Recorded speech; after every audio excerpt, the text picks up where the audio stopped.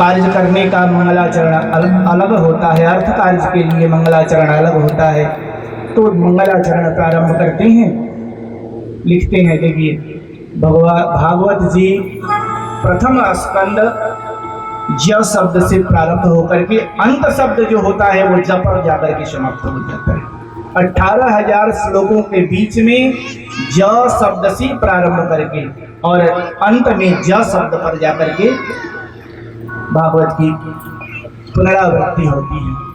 तो वहीं से शुरू करते हैं कि जन्माद्यस्य यतोऽन्वयादि तरतस् चारथी सविज्ञस्वराट् तेने ब्रह्म हृदय यादि कवये मोह्यन्ति यत सूरयः तेजो वारि मृदा यथा विनिमयो यत्र सर्गो मृषा धाम्ना स्वेन सदा निरस्तकुहकं सत्यम परम धीमहि।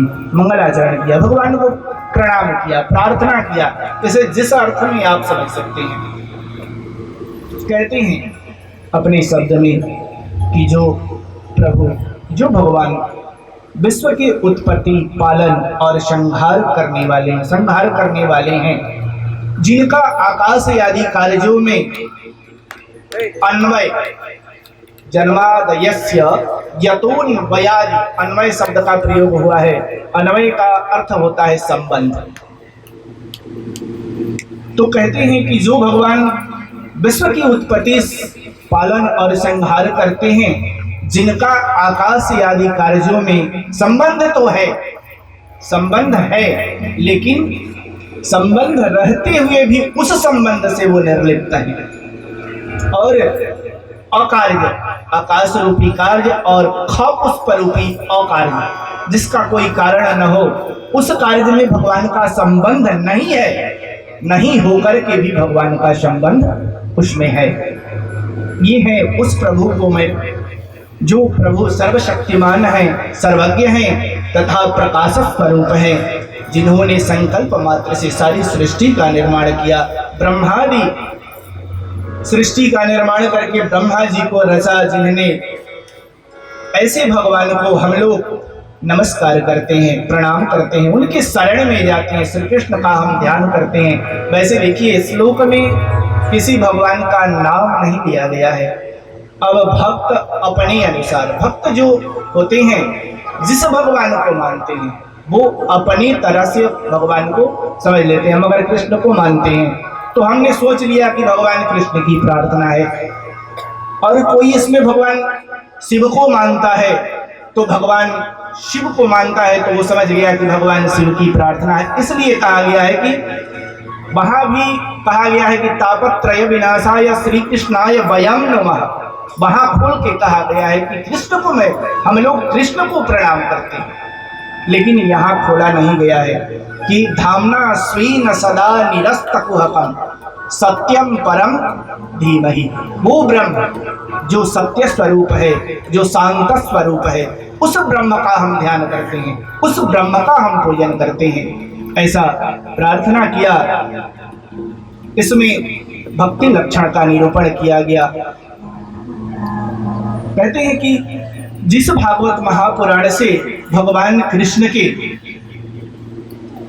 भक्ति को सरल रूप से प्राप्त किया जा सकता है। भागवत, एकमात्र भागवत के अध्ययन करने से भगवान की भक्ति प्राप्त की जा सकती है, लेकिन उसमें भी कारण है। जब तक भगवान की भक्ति करने से पहले भगवान के चरित्रों का मनन करना जरूरी है।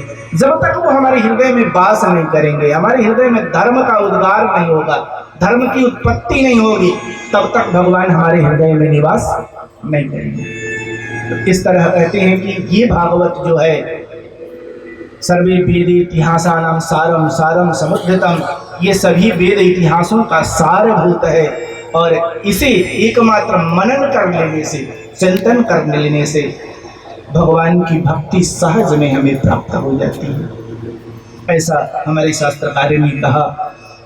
इस तरह आगे बढ़ाई कथा, नारद जी की कथा। आखिर प्रश्न में ये भी है कि सब अवतार प्रयोजनम, वैसे तो सबको ज्ञात है, विश्व विदित है, सब जानते हैं कि भगवान का अवतार किस कारण से होता है, कि जदा जदा ही धर्मस्य ग्लानिर्भवति भारत अभ्युत्थानम अधर्मस्य तदात्मानं सृजाम्यहम्। कहते हैं भगवान की हे पार्थ, जदा जदा ही धर्मस्य, जब जब धर्म की, जदा जदा ही धर्मस्य ग्लानिर्भवति भारत, जब जब धर्म की हानि होती है, अभ्युत्थानम अधर्मस्य, और अधर्म की अधर्म का अभ्युदय होता है, तब अभ्युत्थानम अधर्मस्य तदात्मानं सृजाम्यहम्, तब मैं अवतार धारण करता हूँ, जन्म नहीं लेता हूँ, अवतार धारण करता हूँ। इसलिए कि भगवान गर्भ से निर्लिप्त हैं, भगवान कभी गर्भ में आते नहीं। भले ही भागवत में भगवान कृष्ण के चरित्र में भगवान कृष्ण के जन्म में बताया गया है कि माता देवकी के गर्भ से भगवान कृष्ण आए, लेकिन ऐसा कुछ नहीं है, भगवान कभी गर्भ में जाते नहीं हैं, वो गर्भ से बिल्कुल निर्लिप्त हैं। तो इस तरह कहा कि जब जब धर्म की हानि होती है, तब तब मैं अवतार, जदा जदा ही धर्मस्य ग्लानिर्भवति भारत अभ्युत्थानम अधर्मस्य तदात्मानं सृजाम्यहम्। और इसके आगे क्या कहते हैं, हे पार्थ, परित्राणाय साधूनां विनाशाय च दुष्कृतां धर्म संस्थापनार्थाय संभवामि जुगे जुगे।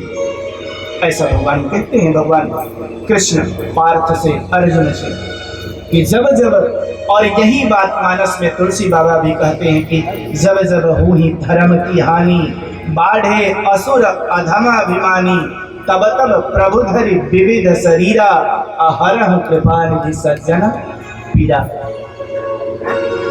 ये मानस में तुलसी बाबा ने कहा कि जब जब हुई धर्म की हानि।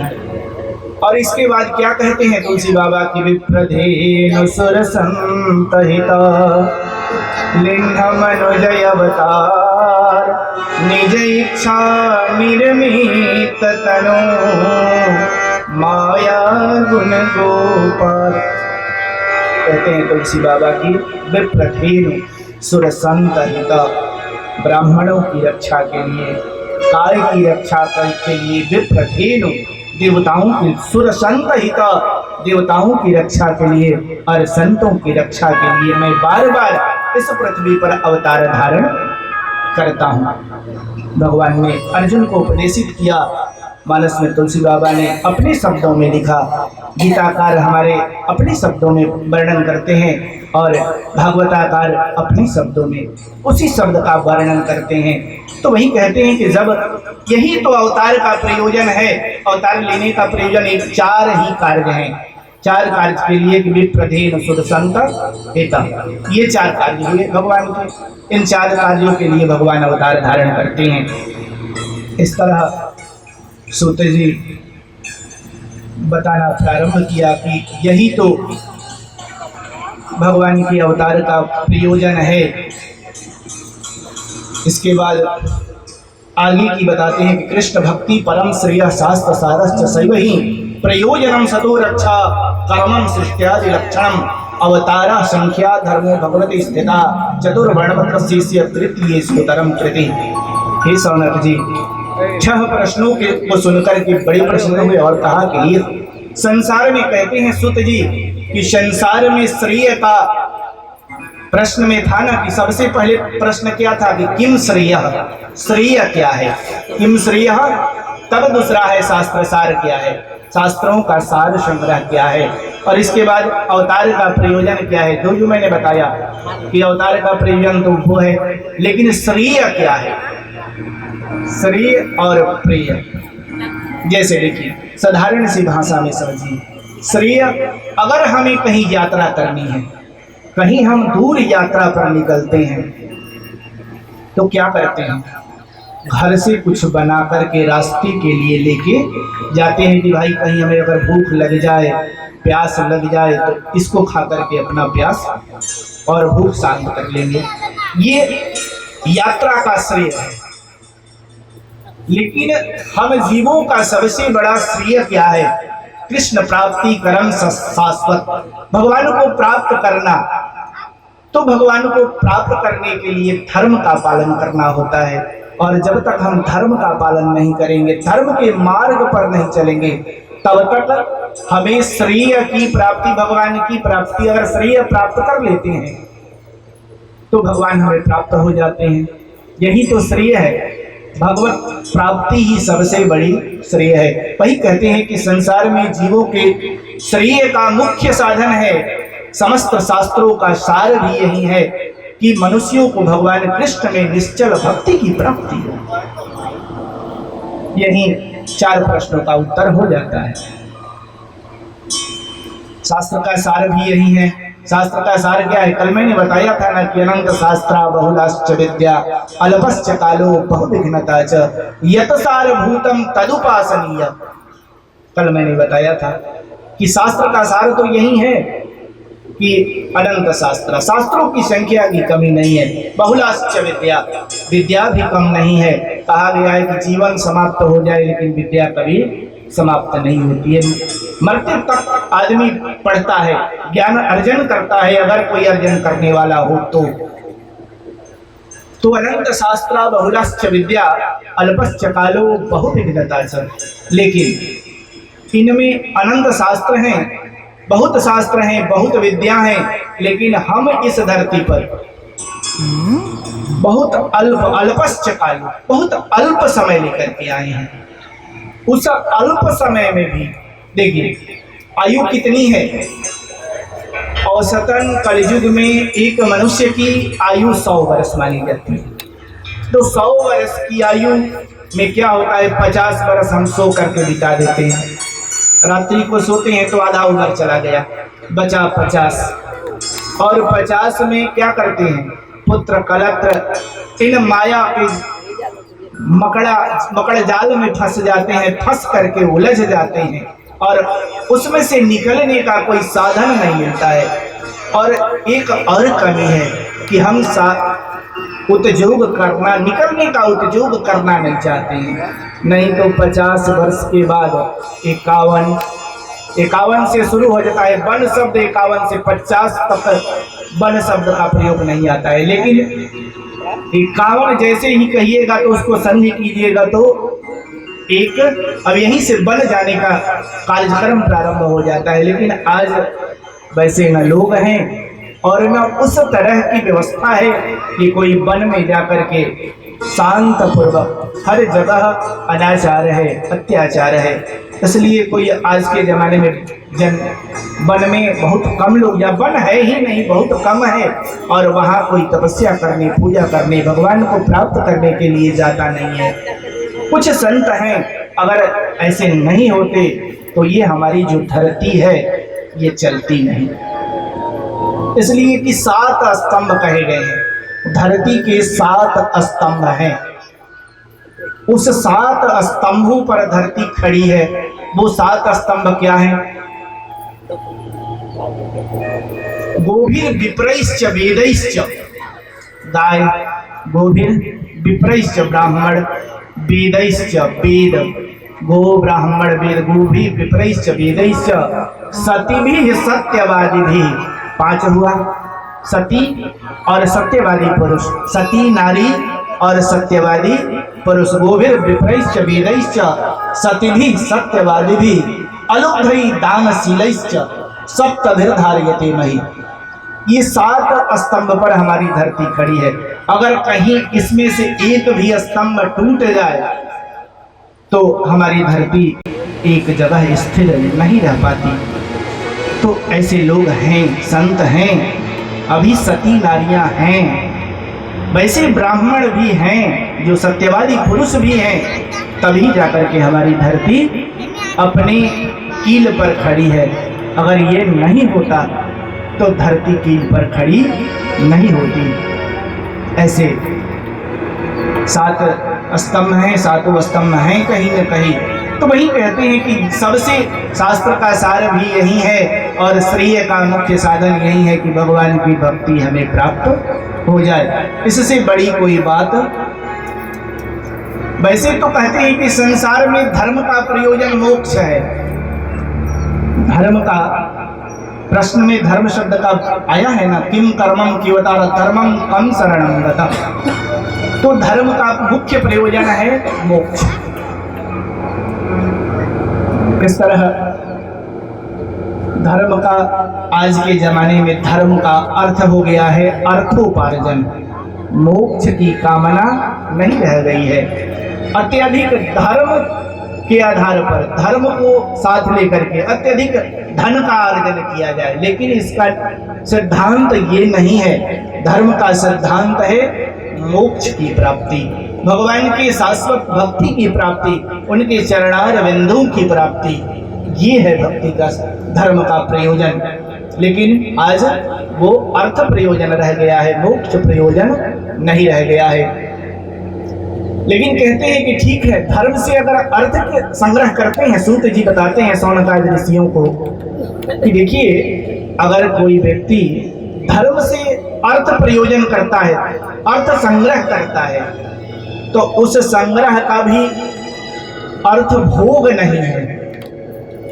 अगर धर्म से अर्थ संग्रह करना गलत बात नहीं है, लेकिन उसे, उस धर्म से कमाए हुए धन को अगर हम अपने भोगों में, अपने विलास में खर्च कर देते हैं, तो उसका भी वो प्रयोजन नहीं है। उसका भी एक ही प्रयोजन है, धर्म का, अर्थ से धर्म का अर्जन। मैंने भगवान की भक्ति में खर्च करें, घर में पूजा पाठ कराएं, ब्राह्मणों को जिमाएं, वैसे बहुत सारे धर्म के साधन हैं। उस धन से, धर्म से कमाए धन से धर्म ही करना चाहिए, अधर्म के तरफ वो धन नहीं जानी चाहिए। नहीं तो कहा जाता है ना कि धन की 3 गति होती है। धन की गति 3 है, एक दान है, दूसरा भोग है, और तीसरा क्या है, नष्ट हो जाता है, समाप्त हो जाना। जो न भुंगते, जो न ददाती न भुंगते, हम लोग संस्कृत में 6ठी क्लास में नीति श्लोक में पढ़े थे कि जो न ददाती न भुंगते स तृतीया गतिर भवति। एक कथा है, इसकी कथा है 6ठी क्लास में। अब तो वो संस्कृत विषय रह नहीं गया है, संस्कृत विषय हमारे समाज से आउट हो गया है। बोलो वृंदावन बिहारी लाल की जय। तो इस तरह उन्होंने धर्म का प्रयोजन बताया। कहते हैं कि संसार में तत्व का जिज्ञासा ही जीव का प्रयोजन है, भगवान को प्राप्त करना ही जीव का प्रयोजन है। केवल कर्म जाल में फंसा रहना जीव का कर्तव्य नहीं है। कभी भी देखिए, अगर हम माया में हैं तो भगवान ये नहीं कहते हैं कि अपने, अब जब शादी कर लिए, बाल बच्चे हो गए, तो उनको छोड़ करके आप जंगल चले जाओ। आज वो सिद्धांत लागू नहीं होता है। आज ये सिद्धांत है कि अपने परिवार को, परिवारों का भरण पोषण करते हुए भगवान को कभी न भूलें, भगवान को याद करते रहें। कैसे लोग कहते हैं कि यह नाम लेते रहें, भगवान का कैसे भजन है नाम जपते रहें। चलिए चलिए अपने अपने से भजन।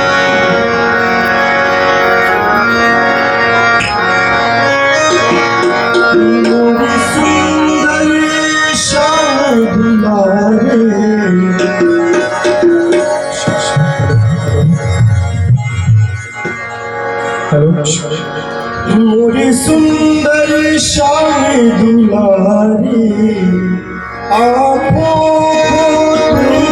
को प्यारे, दर्शन दो मेरे मन को, पूजूं तेरे चरण। मोरी सुंदर शाम दुलारी,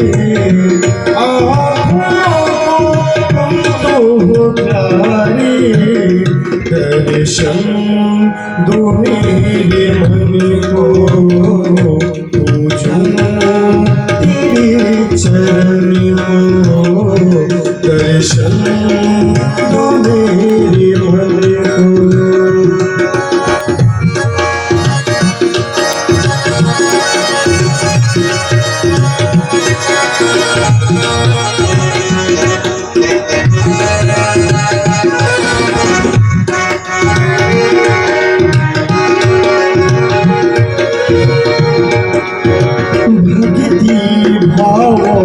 पूजा अर्चन करूं मैं भगवान तुम्हारे,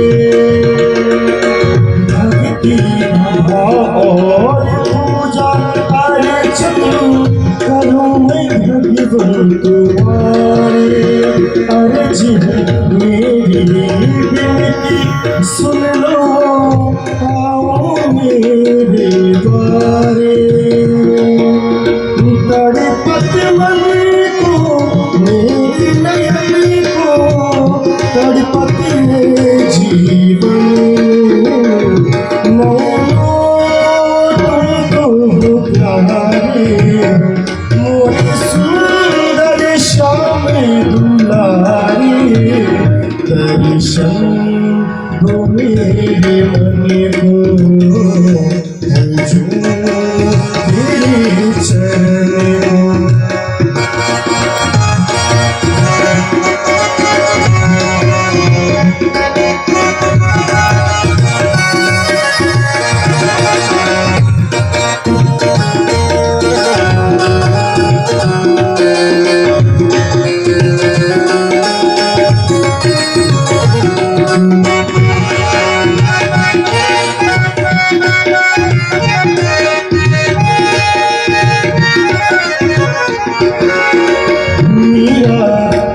प्रभु गिरधर नागर, सबके हो तुम दासा। मीरा की प्रभु गिरधर नागर, सबके हो तुम दासा। तू ही न होगी मेरे मन की, तुम्हारी है अब आशा। बीती रही है रथ में जीवन, आकर इसे किनारे। मोरे सुंदर श्याम दुलारे, मोरे सुंदर श्याम दुलारे। आँखों को तुमको पुकारे, दर्शन दो मेरे मन को, पूजूं तेरे चरण को। दर्शन